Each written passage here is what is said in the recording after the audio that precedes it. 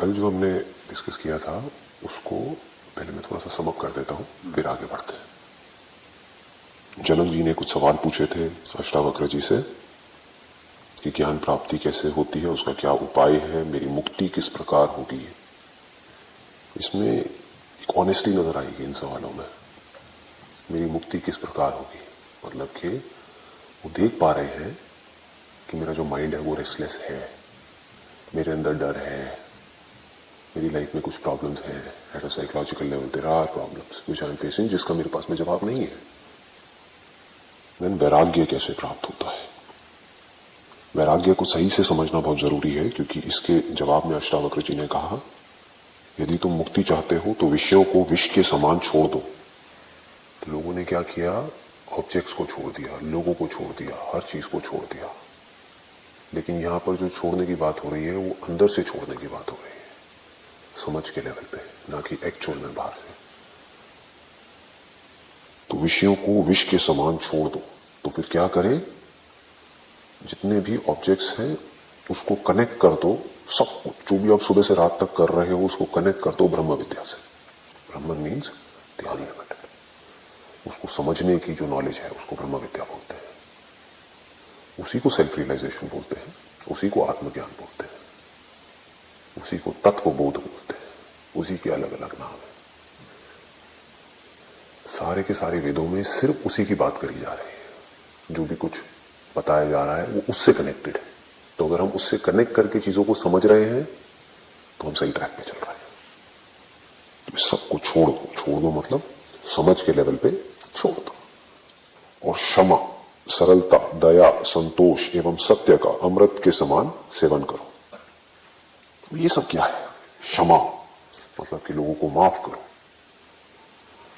Problem क्या होती है कि जब भी हम कुछ पढ़ते हैं, सुनते हैं, समझते हैं तो हम उसको लिटरली ले लेते हैं। हम कहते हैं अच्छा इस बुक में लिखा है तो मुझे यही करना है। ये बेवकूफ लोगों की निशानी है। किसका मतलब सबको क्षमा करो। किसको क्षमा करोगे?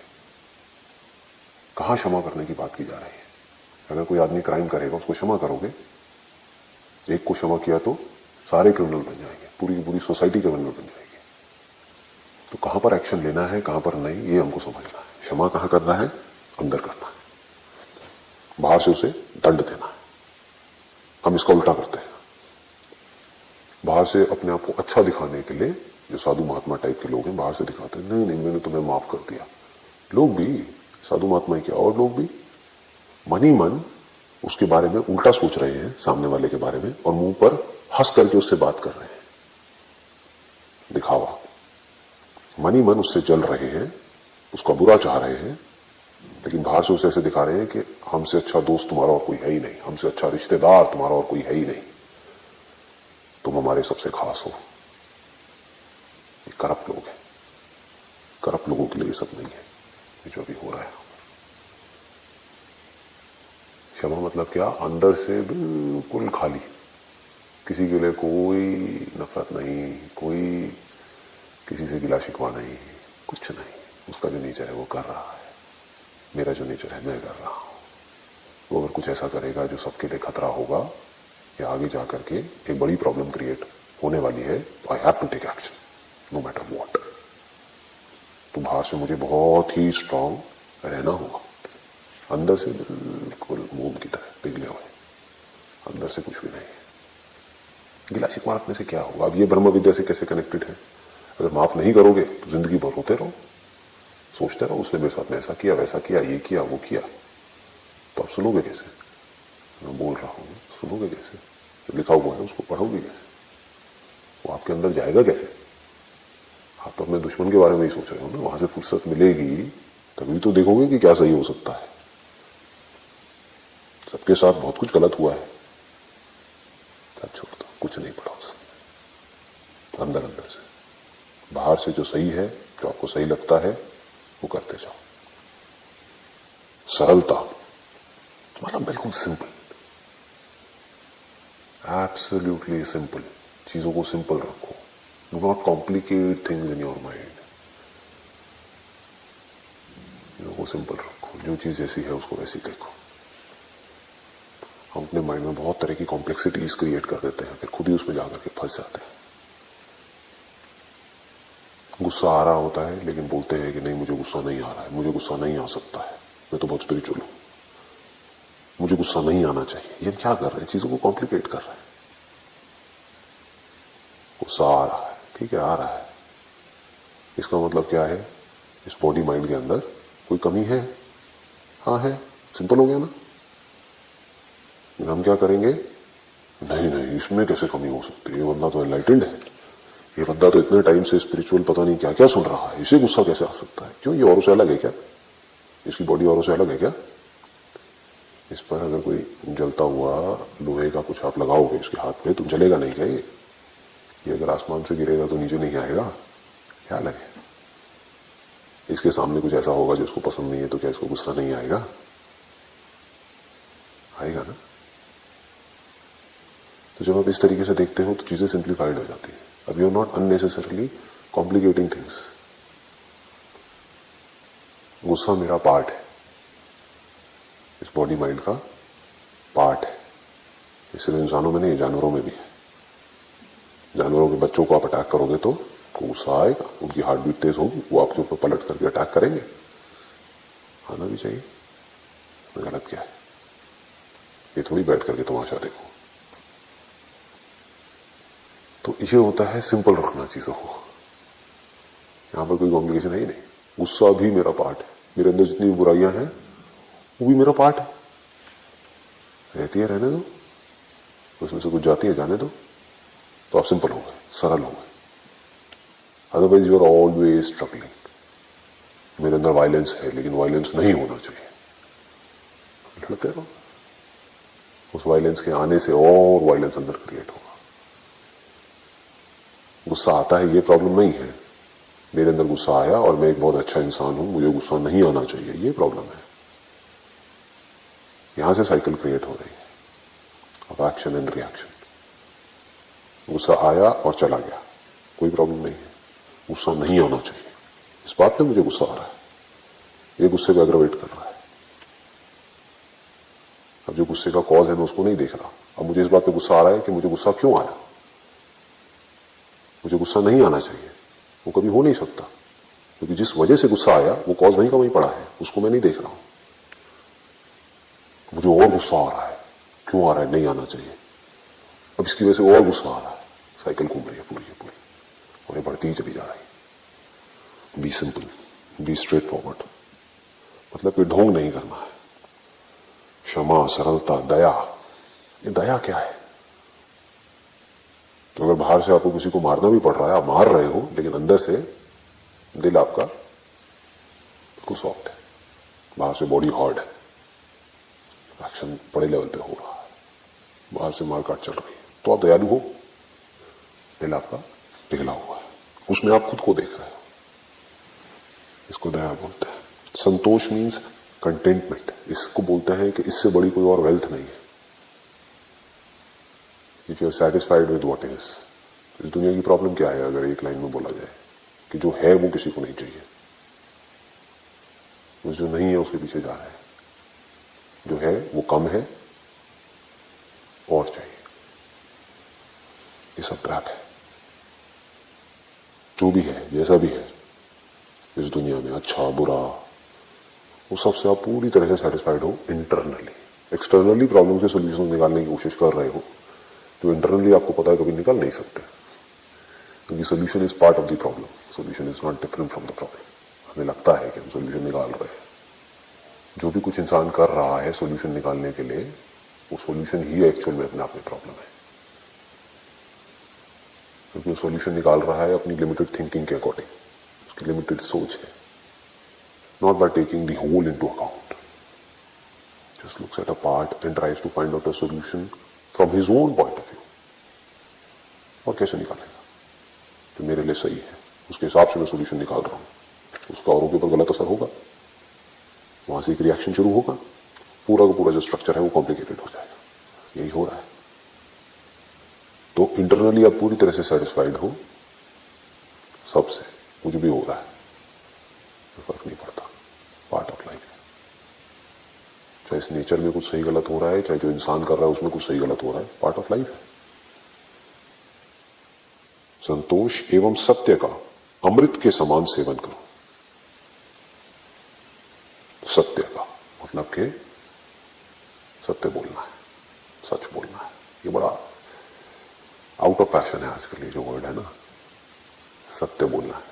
ये लोग बोलते भी हैं तो बस ऊपर ऊपर से बोलने के लिए बोलते हैं। What is truth?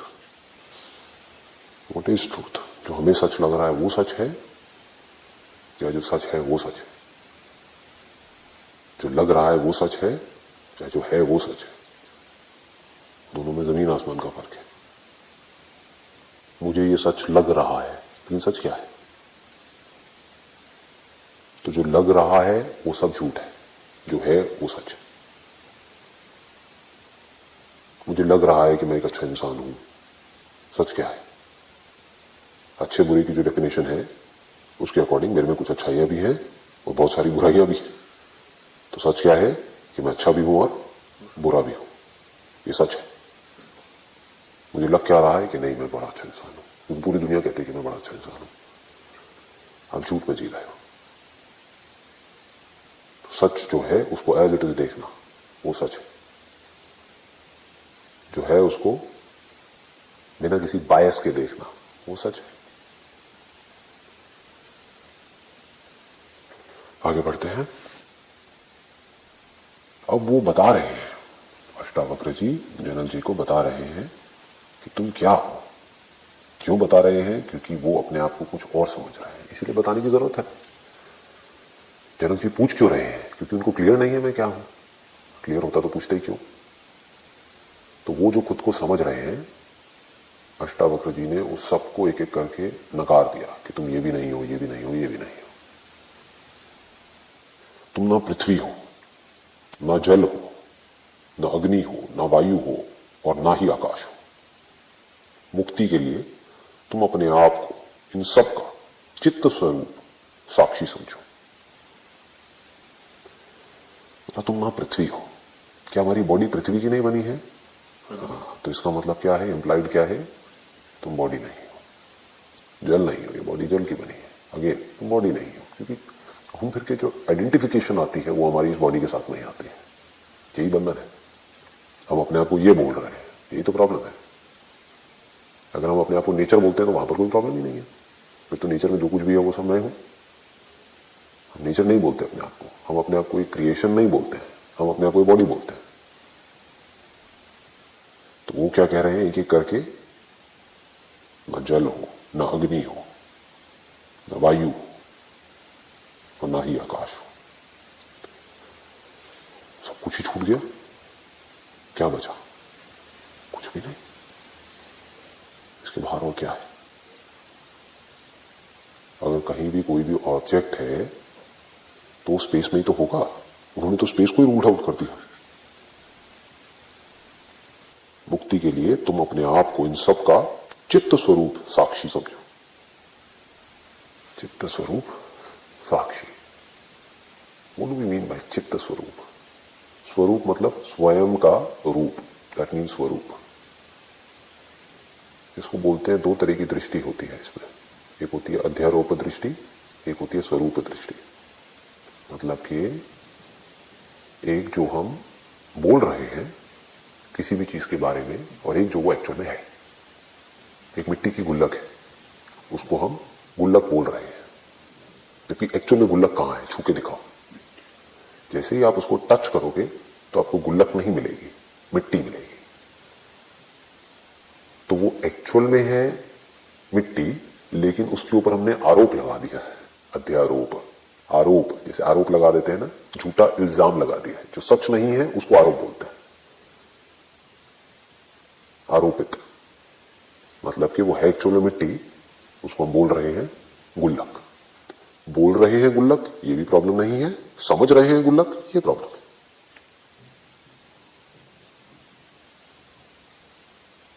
ट्रांजैक्शन के लिए हम बोल रहे हैं कि गुल्लक है, हाँ क्या दिक्कत है, इसकी जो फॉर्म है वो गुल्लक है।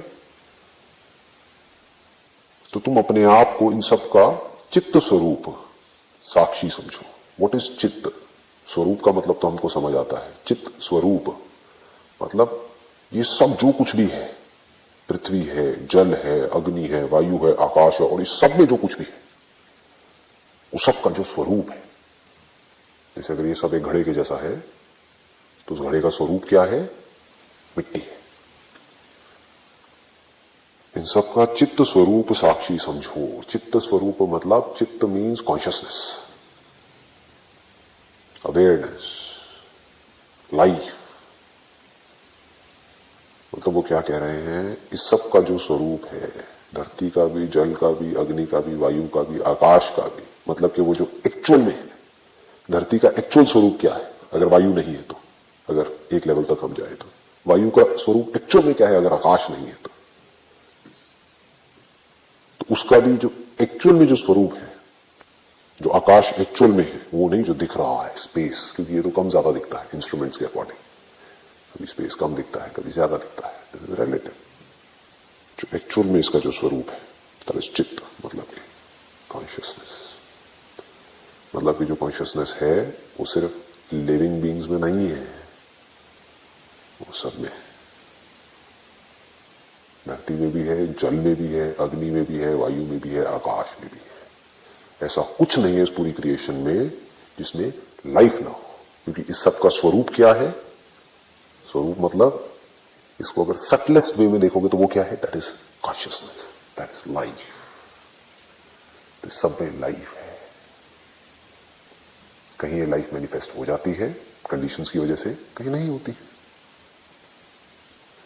जहां हो जाती है उसको हम लिविंग बोल देते हैं, जहां भी नहीं हुई उसको हम नॉन लिविंग बोल देते हैं। इन सबका चित्त स्वरूप साक्षी समझो। What does Sakshi means?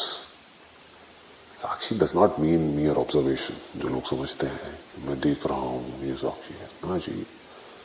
Sakshi means वो जो विटनेस है। विटनेस मतलब कौन? वो जो सिर्फ होता है, कुछ करता नहीं है, वो सिर्फ होता है।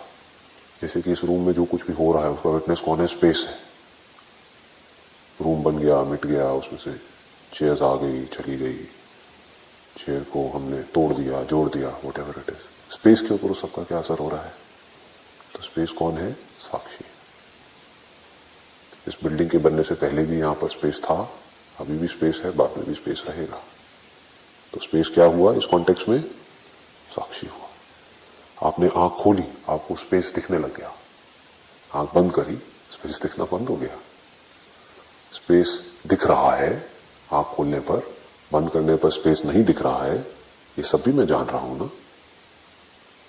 तो स्पेस के दिखने से जो दिखना बंद नहीं होता, और स्पेस के ना दिखने से भी जो दिखना बंद नहीं होता, वो साक्षी। दिखना इज अगेन रॉन्ग वर्ड यहां पर, टेक्निकली अगर एक्यूरेटली हम देखें तो जो देखना बंद नहीं करता, दैट इज चित्त, दैट इज साक्षी।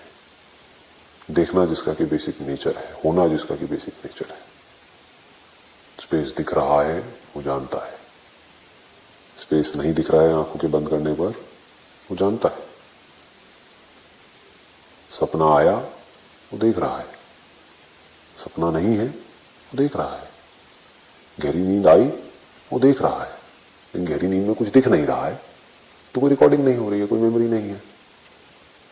बट फिर गहरी नींद से बाहर आया तब भी वो देख रहा है। तो उसको ये भी पता है कि अभी कुछ दिख रहा है, उसको ये भी पता है कि सपना दिखा था, उसको ये भी पता है कि बीच में ऐसा भी एक टाइम था जब कुछ नहीं दिखा था। तो वो जिसके ऊपर कुछ भी असर नहीं होता है किसी भी चीज के होने का या नहीं होने का, वो साक्षी है। वो जो पूरी तरह से डिटैच्ड है, वो साक्षी है। जैसे घड़े के केस में मिट्टी साक्षी है। मिट्टी ने घड़े के ना होने को भी देखा, घड़े के होने को भी देखा, घड़े के मिटने को भी देखा, लेकिन मिट्टी खुद नहीं मिटी, तो वो साक्षी है। Consciousness is always untouched. सुख दुख किसको होता है? थॉट को होता है,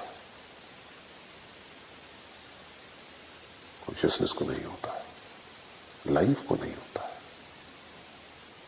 क्योंकि लाइफ को कोई फर्क नहीं पड़ता है कि मैं एक बीज में हूं या एक स्प्राउट में हूं, या उस स्प्राउट को किसी ने खा लिया और किसी बॉडी में हूं। उस बॉडी में से निकाल दिया उस स्प्राउट को, अब वो फिर मिट्टी में मिल गया, अब मैं मिट्टी में हूं। मिट्टी को लेकर के कुछ प्लांट्स बन गए, मैं प्लांट्स में हूं। लाइफ को कोई फर्क नहीं पड़ता है। तो वो साक्षी है जो कि सब कुछ देखता रहता है। आज ये क्रिएशन है, कल नहीं होगी। आज ये प्लैनेट है, कल नहीं होगा। तो ये सब कुछ चला जाएगा, मिट जाएगा। बट जिस मटेरियल का ये सब बना है वो नहीं मिट सकता, क्योंकि अगर वो मिट जाता तो कुछ होता ही नहीं। ये जो पूरी की पूरी क्रिएशन है, अगर इसका कोई मटेरियल नहीं होता, कोई सब्सटेंस नहीं होता, तो क्रिएशन भी नहीं होती। कुछ नहीं में से कुछ कैसे आ सकता है? इम्पॉसिबल चीज। कुछ ना कुछ तो है ना। तो ऊपर ऊपर से चीजें बनती रहती हैं, मिटती रहती हैं, लेकिन जो मटेरियल है वो नहीं मिटता। अब तो अगर ये मटेरियल मुझसे अलग होता तो मुझे क्या फर्क पड़ता है? मुझे इस ब्रह्म विद्या का क्या करना? ये सब बेकार है मेरे लिए। अगर वो मटेरियल मेरे से अलग होता, यानी कि मैं उस मटेरियल को यूज करने वाला हूं, उससे मैं फॉर्म्स बनाऊं और उसको यूज करूं और मजे मारूं, तो मेरे लिए ये पूरी की पूरी नॉलेज बेकार है, अष्टावक्र गीता बेकार है, सब कुछ बेकार है। लेकिन अगर वो मटेरियल मैं ही हूं तो दैट चेंजेस एवरीथिंग। इससे क्या होता है? जब हम कोई बात समझ आ जाती है तो जो थॉट की लिमिटेशंस है वो टूट जाती है। अभी आपका जो थॉट है वो सिर्फ आपकी बॉडी तक है, और इस बॉडी से जो कुछ जुड़ा हुआ है सिर्फ वहां तक है। जैसे ही आपका ध्यान इस बॉडी से हट करके इस बॉडी का जो मटेरियल कॉज है वहां पर चला गया, इस यूनिवर्स का जो मटेरियल कॉज है वहां पर चला गया, जो आपकी कॉन्शियसनेस है उसका जो मटेरियल कॉज है वहां पर चला गया, तो आपका थॉट फट जाता है। अब थॉट के लिए कोई जगह नहीं है, थॉट की कोई जरूरत नहीं है।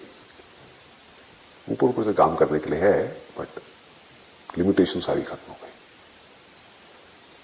बस इतनी सी बारीक सी चीज है जो हमको समझना है। यहां पर क्या कहा जा रहा है, ये नहीं कि तुम ये कोई और है उसको तुम भगवान समझो। ये कहा होता तो फिर इसमें कोई खास इंटरेस्टिंग नहीं है, and this kind of boring. वो भगवान है, अच्छा मैं क्या करूं भगवान का? तुम अच्छे कर्म करोगे वो तुमको स्वर्ग में डालेगा, बुरे करोगे नरक में डालेगा। ये नहीं कहा जा रहा है। तुम ना पृथ्वी हो, ना जल हो, ना अग्नि हो, ना वायु हो और ना आकाश ही हो। मुक्ति के लिए तुम अपने आप को इन सबका चित्त स्वरूप साक्षी समझो। मतलब इन सब का जो स्वरूप है वो तुम हो। तो अगर स्वरूप तुम हो तो पृथ्वी भी तुम हो, जल भी तुम हो, अग्नि भी तुम हो, वायु भी तुम हो, आकाश भी तुम हो। लेकिन अभी सीधा नहीं बोला जा रहा है ये बात, लेकिन इंप्लाइड यही है। सिर्फ आपकी लिमिटेशन को तोड़ने के लिए इसकी बात करी जा रही है, क्योंकि इतना ऊपर तक हम सोच नहीं सकते। सबका चित्त स्वरूप, मतलब सबका जो स्वरूप है वो क्या है? चित्त है, कॉन्शियसनेस है, वो लाइफ है। सब में लाइफ। ऐसा कोई सब्सटेंस नहीं है इस दुनिया में जिसमें लाइफ ना हो। अगर पानी में लाइफ नहीं होती तो ये हमारी बॉडी को सस्टेन कैसे कर रही है? पानी में लाइफ है, इसमें कोई डाउट नहीं होना चाहिए।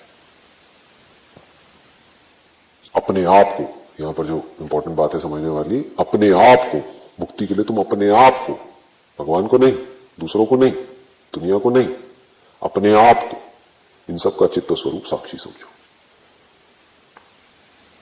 मतलब मैं अनटच्ड हूं by whatever is going on. This will liberate you from all suffering at the level of your thought.